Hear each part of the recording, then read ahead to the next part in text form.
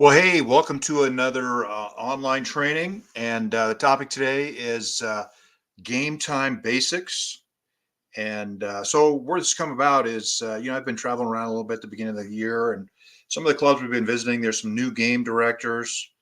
And so, I just thought I'd make a short little video about just the basics of the Awana Game Square and game ideas, etc. Or not really game ideas, but uh, just the structure of game time. So let's go ahead and get started.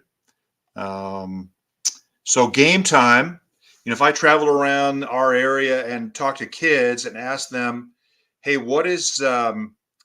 uh, what's your favorite thing about Awana? Overwhelmingly, most of them would tell me it is game time. And so the idea of Awana is have a really fun game time, fun things, fun activities to draw kids in, and then we have the opportunity to share the gospel, talk to them about Jesus, help them memorize scripture, and so on. So game time is really an important part of uh, on Awana Club. So we've got on the catalog, there's a couple of game idea books. There's one up on the top left up there is the Cubby game book, Sparks and TNT game book. We also have a youth ministry game book that's in the catalog. And so there's a bunch of great ideas on there. So that's a resource for you. Um, these are some of the products that are available that you can use on a game square, or you can use them in other ways. It doesn't have to necessarily be a game square. Um, Pins, batons, tug of war rope, bean bags, balloons, etc. And so those are just some of the props that you can use to have a fun game time. Or you can make up your own. I just went on Pinterest and saw this, and I know a lot of clubs that I go to, they make up their own game props. They use some Awana catalog game props. Some they make their own, um, and so those are just think creatively. Um, the other resource I wanted to share with you. This is my missionary web page, and on there, there's a reference to game books. There is downloads, free download on my web page, games for small spaces. So in some of the clubs we serve, they don't have room for a full game circle, or they play games in a place that just it's not going to work that way. But there's plenty of things you can do um, to have a fun game time that doesn't require a circle. So that's another resource for you to use. Game time roles. So the first role, these are some of the volunteer roles. First person is, and some of these depend on the size of your club and how many kids you have coming. Um, these could be a combined role. So it could be a director and a team leader, etc. So the game director plans and directs the game time, controls the game time, and most importantly, maintains the pace and discipline of game time. And so what I would suggest, and we're going to talk about this a little bit in a few minutes, is if you're a game director, before game time, don't just show up on club night and okay, we're going to play games tonight. Kind of think through, 2, 3, 4 games that you want to play.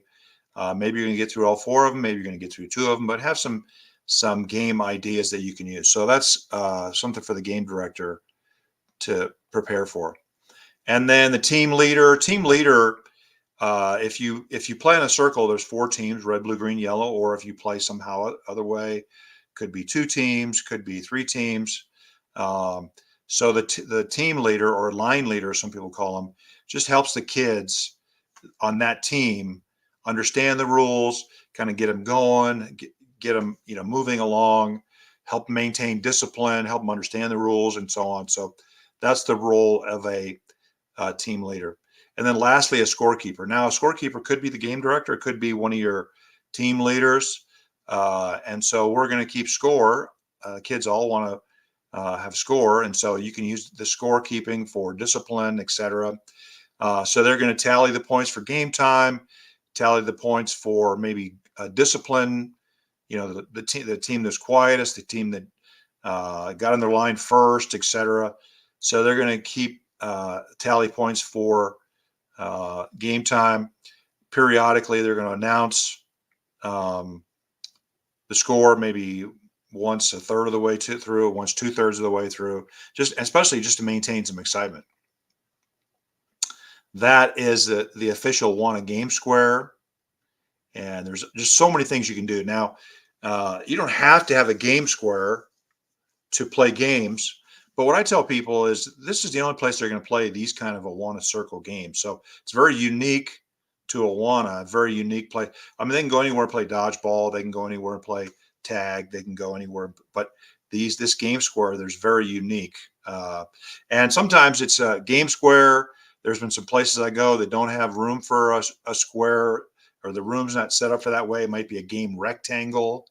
It might, the rules are is 40-foot square, but it could be 30 feet. It could be, I've even seen them smaller. And then when you play, there's room for 4 teams on here, but you could play games with 3 teams or play games with 2 teams. And so that's the game square. I'm going to explain a little bit more how you use that in just a minute. So when you start game time, now this could be at the beginning of the year, or it could be every club night. How do you divide up the teams?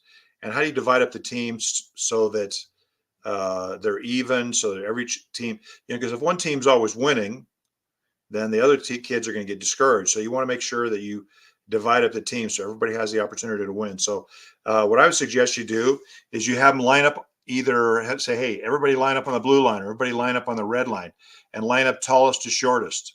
Tallest over here, shortest over here. So you have them line up tallest to shortest, and then you go down and then you count out. Hey, you're on the red team, you're on the blue team, you're on the green team, you're on the yellow team. And then just work backwards. You're on the yellow team, you're on the green team, you're on the blue team, and you're on the red team. And then just go all the way down, that whole line of kids, and separate the kids into teams. Now, if you only have enough kids for 3 teams, and you do red, blue, green, etc. If you only have enough for 2, divide up that way. So, and the reason for that is this kind of helps with like the first 4 players. Typically, the tallest 4 are going to be the oldest 4, and the next tallest 4 might be the next oldest 4, or the next athletically gifted 4. So then the other thing is too is think about this: if you have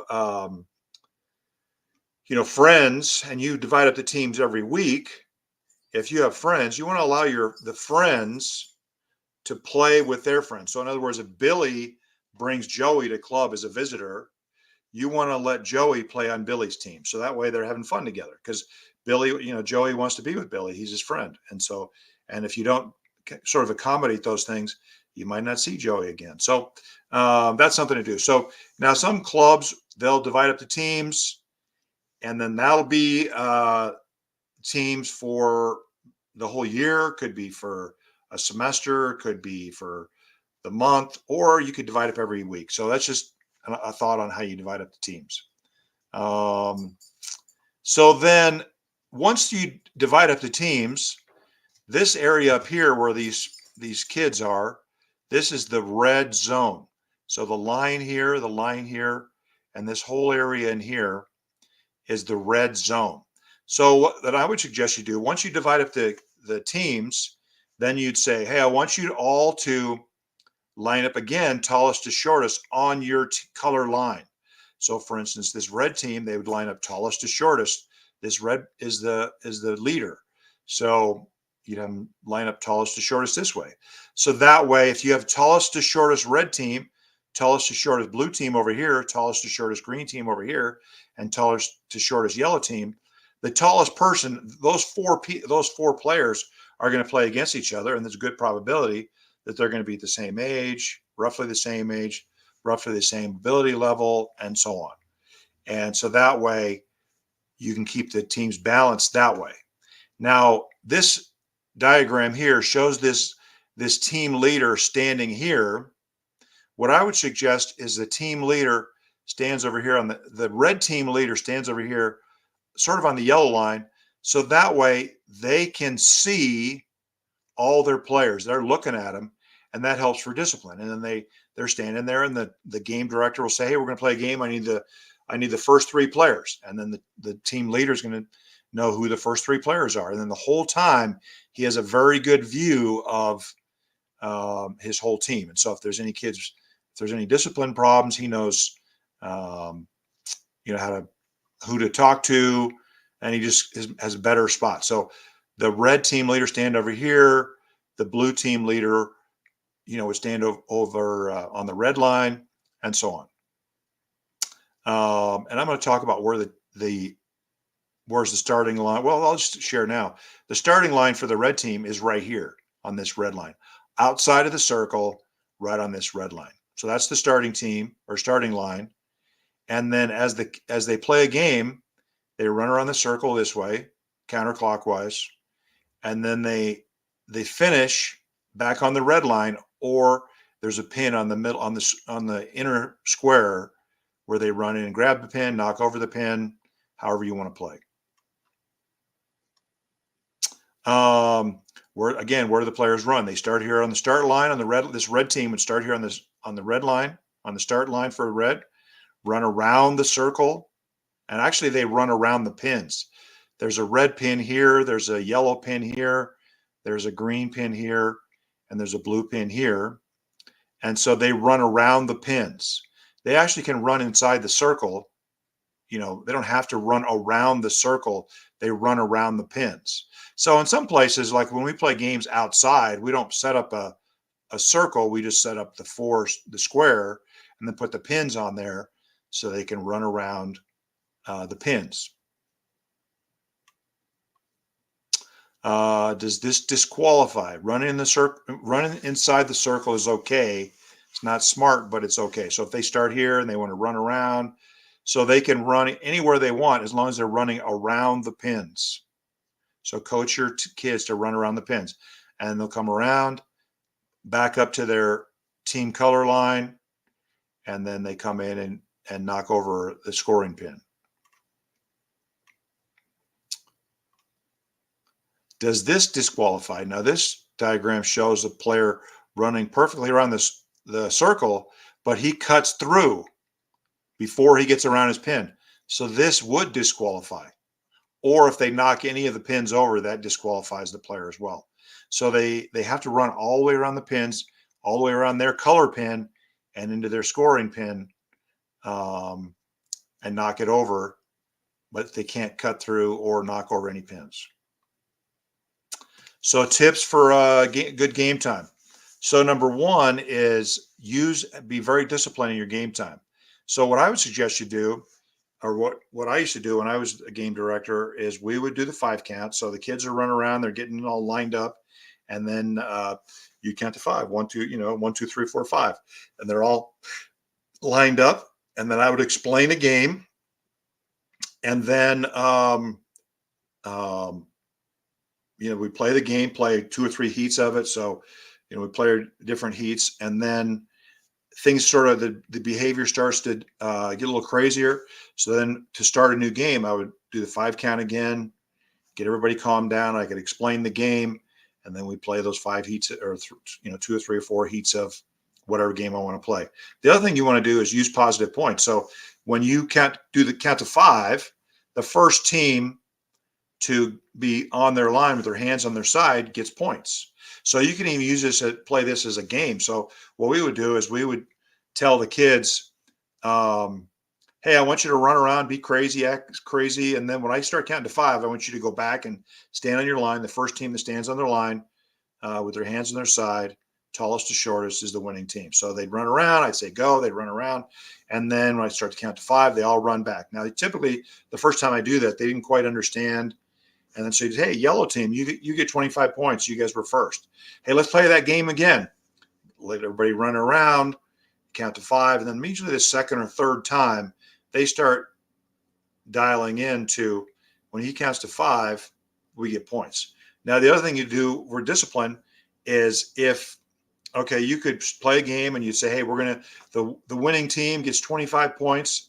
But if you're cheering your team, I'll give you each team cheering their team an extra 10 points.